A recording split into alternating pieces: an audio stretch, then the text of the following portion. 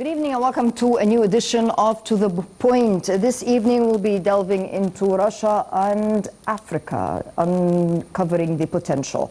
There's a lot of talk about cooperation between the two on the economic side. The extent of that cooperation, where is the potential? And more importantly, how can we overcome the challenges facing this part of the world, Africa, to be able to ensure sustainable development? This is what we're really interested in. To shed light on this issue, this evening with us is Dr. Zeinab Nawar, who is a lecturer of economics at a distinguished university here in Egypt. A pleasure to have you with us. Thank you. Thank you, my dear. Dr. Zeinab, Egypt not only represents itself, but represents this continent as President of the African Union.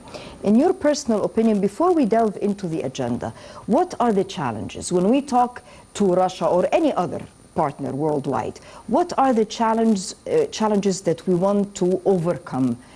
Aside from, of course, issues like terrorism, what have you, but when it comes to the economic side, what do we need to resolve to ensure sustainable development, in your opinion?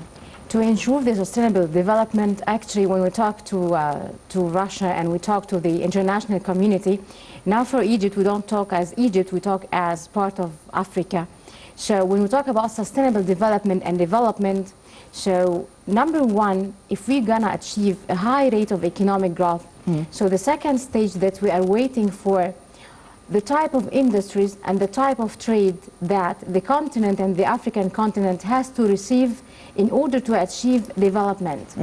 When you talk about education, when you talk about health, these are so important pillars of sustainability. But we need to get an income to get and to work on the health and also education projects and programs. So what we are seeking when we talk that we are part from Africa, we need to grasp this opportunity that we are having now, because what we do have for now is what we call scrambling into Africa. This means what? A lot of competition between different economic and giant economies in the world. They want to go and invest in Africa. And of course, also they want to trade with Africa. I think it is a good opportunity. It's not a good, it's a great opportunity for us as Egyptians and also as Egyptians part from Africa to get the most and the maximum benefit from this, and we have to plan for this quite well. What, in your opinion, would interest Russia in this part of the world? Because it's a Russian-African initiative. Definitely, in this day and age, it has to be a mutually beneficial relationship. Yes. What is of interest to Russia in this part of the world? Of course, Russia now is actually suffering from some sort of depression because of the sanction that was imposed on Russia since 2016. Of course, we all know the history of Russia as a country and the collapse of the Soviet Union. And then after the collapse of the Soviet Union, actually Russia had worked on economic reform, but unfortunately some sort of devaluation of the currency occurred. Some boom occurred in Russia at the time from the 90s and also at the very earlier time of the 2002 and 2003, and then unfortunately 2009 there was the financial crisis. So there was ups and downs in the economy of Russia. So ending to the situation that now 2016 there is sanctions imposed on Russia. So what the Russians are looking for, they want to look for new markets. They want to diversify the resources. They're looking for resources when we look for Africa, and this is why I'm saying it's an opportunity for us, but we want to get the maximum from it. We don't want to just export a raw material. We don't want to do this. They have an interest in us, so we have to bargain on that. We have to negotiate on that. We know that they need us because they want to expand their markets. They want to trade more. They are looking for more opportunities in Africa and also in our economies. You know, the population in Africa, we talk about 1.4 billion in terms of population and also a youth population. So there is a consumption in our markets. But this is not the thing that we want to focus on. We need to focus on sustainable development. We need to convince the Russian and the Russian companies that we want them to come and invest in Africa. And this is what actually the innovation that we need to do. It's how to get from them what we want to get from them to benefit our communities. It's not only about consumption. It's not only about trade. If you talk about trade, so Africa has to export to Russia, not Russia just exporting to Africa. They also address sector by sector. I mean, for example, they said we want collaboration or cooperation in the field of industry.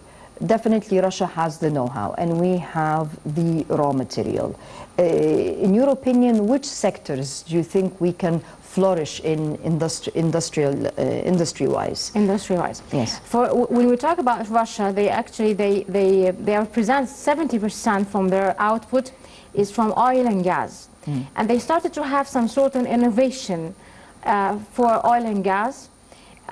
But if I think what are the areas that we need from them, for Egypt and also for Africa, Russia recently started to work on new technologies, nuclear technology. This is the thing that we want to get from them. We don't want to get the normal industry like oil and gas and exploration of oil and gas, but we need to get new innovations and new things in energy, in mining. They have an expertise, a very good experience. They are the first country around the world to work on something which is ice-breaking fleet. They have a very good exposure and experience in constructing fleets and ships. And we need this in Egypt. If we want to build ships, so we can get their know-how into our country, Egypt. If we want to get their know-how in the term of nuclear energy and the new trends in technology. Also, Russia had been advanced lately and also competing India, this has happened lately, in the IT and the software. And the Russians themselves started to work offshore, mean investing in other economies. So we want to get these new technologies. The African countries has to find a way to get these. This is what we want to target. We don't want to get from them whatever foodstuff, agriculture production, because we have plenty of this in Africa. We need the technology. We need the technological latest technology. The latest technology. This is what we need from Russia. When it comes to education, and I'm talking here to an educator, do we need their cooperation in this sphere or vice versa? I will tell you something. The international exposure is very important. We already have a university here in Egypt that is in collaboration with the Russian. And also the university I'm working on, it's in collaboration also with the British. So any international exposure, if we talk about education, any international exposure will definitely help and develop the educational system and also the students. If I work in an institution which has, for example, a British exposure, this is an add to the educational system. But I will tell you something, I myself had an experience going into India to see the Indian system of education. So getting the different systems of education into your country, it will add. Because you are not getting only the system of education, you're also getting the innovation and the way of thinking. And this is the most important that we want our students to be trained on. It's how to think. How can you go into reforming or improving your social media or the digital media and technology, maximize efficient use of that medium, yet maintain the sovereignty? Because this is one of the questions, and even one of the areas of discussion in that conference. They're always linking the issue of digital media or social media with sovereignty. How can you balance this, especially with new generations, to make sure that you're exposed, you're open, yet you're maintaining your sovereignty? You're maintaining your national security. Your national security, yes, I heard about this a lot, and it's an issue to maintain your sovereignty and to maintain your culture and also your solid base and background of the country. It's the role of the country itself that to have, it's another counterpart. I mean, if you know that there is a certain campaign on the social media that will affect the youth and will affect the way that they think. So it's the role of the education institutions, if you talk about schools, and also it depends on the country itself, is to have another campaigns to counter this type of another campaigns. We can't. I mean, it depends on the education and the educational system and the background that the youth and the students are getting. This is the only truly weapon and the efficient way just to protect them from any what we call misunderstanding, wrong information that they're going to get from other party that will affect the sovereignty of the country. So you have to have, and this is why back to the education, you should work on to raise the students from schools till universities on a very solid and strong basis that will protect them from any effect from the social media. But to stop, you can't stop it. You have to prevent them. And this is what you should do.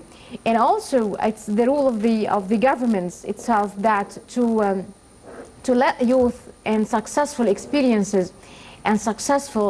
I'll tell you something. I attended a very successful conference 2 days ago, which talks about the name of the conference is مصر تستطيع. The nice thing, yes, the nice thing about this conference that they brought different entrepreneurs, Egyptian entrepreneurs who succeeded worldwide, and they started to talk in this conference.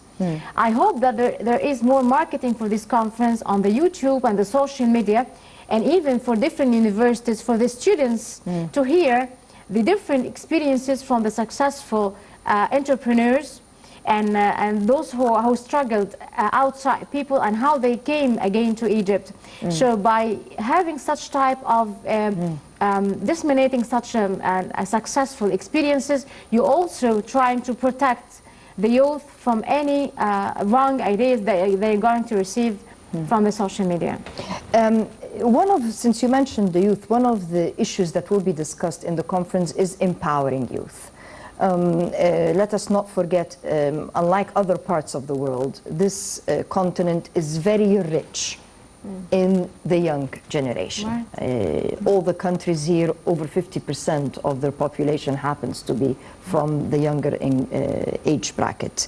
How can conferences like this change and develop our youth? Because we lack a lot of things. We're seeking a lot of things. How can Russia help us in that venue? Or not just Russia, because Russia is representing the Euro-Asian front, so to speak.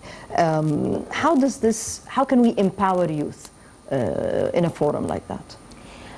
If you want to empower youth in general, it's the country and the government of the country do this empowerment work. There is no another country in the world is going to empower your youth. How you can get benefit from this experience of this forum, that you can invite small entrepreneurs, you can invite successful youth as to be part of the delegates and to attend the sessions of the forum. This is how you empower youth, is to ask some of the successful ones is to come and join you, so they will see and they will have this international exposure. Also, there should be a very nice way to market here in Egypt for this forum, and also to be a good information to be disseminated also in all the different channels. What happened in the forum, what are the new ideas, innovations. We still here in Egypt, if we talk about social media, we still need to work more on this part, because we need to encourage as much as youth to be empowered in terms of education, in terms of knowledge. The knowledge is very important part of empowering youth. Yes. To give them the knowledge. This is number one. And of course the education also, it's number one. And also to provide them with the information and the right information, and to encourage them to do a proper work on their own. But when you talk about empowering youth, it's our role here in the country is to support the youth, even in the education, at all levels of education, schools and even at the university.